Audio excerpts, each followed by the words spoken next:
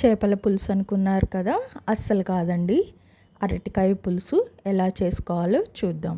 అందుకోసం ముందుగా ఒక బౌల్లోకి వాటర్ తీసుకొని అందులోకి పసుపు ఉప్పు వేసుకోవాలి. తర్వాత ఇలా కట్ చేసి పెట్టుకున్న అరటికాయ ముక్కలను కూడా వేసుకొని కొంచెంసేపు నానబెట్టాలి.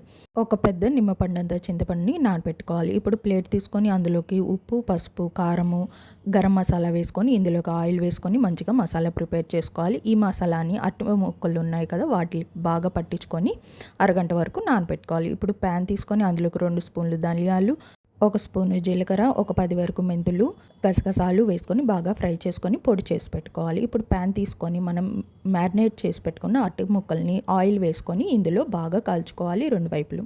ఇప్పుడు వేరొక ప్యాన్ తీసుకొని అందులోకి ఆయిల్ వేసుకొని టమాటాలు ఉల్లిపాయలు బాగా మగ్గించుకొని ఇంకా మనం ముందుగా గ్రైండ్ చేసి పెట్టుకున్న మసాలాలోకి ఈ ఉల్లిపాయలు టమాటాలు చల్లారిన తర్వాత వేసుకొని అల్లం వెల్లుల్లిపాయలు వేసుకొని పేస్ట్ చేసుకోవాలి.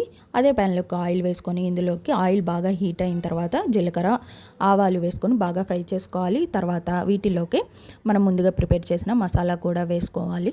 ఈ మసాలా అంతా ఆయిల్ బయటకు వచ్చేంత వరకు కుక్ చేసుకోవాలి. ఇందులోకి కారము పసుపు తగినంత ఉప్పు వేసుకోవాలి. చింతపండు గుజ్జు తగినంత వాటరు కన్సిస్టెన్సీకి తగ్గట్టుగా వేసుకొని బాగా మిక్స్ చేసుకొని ఆయిల్ బయటకు వచ్చేంత వరకు ఒక 10 నిమిషాలు కుక్ చేసుకోవాలి. గ్రేవీ బాగా కుక్ అయిన తర్వాత అరటికాయ ముక్కలు పచ్చిమిరకాయలు వేసుకొని ఇంకొక 10 నిమిషాల వరకు సిమ్లో పెట్టుకొని బాగా కుక్ చేసుకోవాలి. లాస్ట్లో ఇంకా కొత్తిమీర వేసుకుంటే కర్రీ అనేది రెడీ.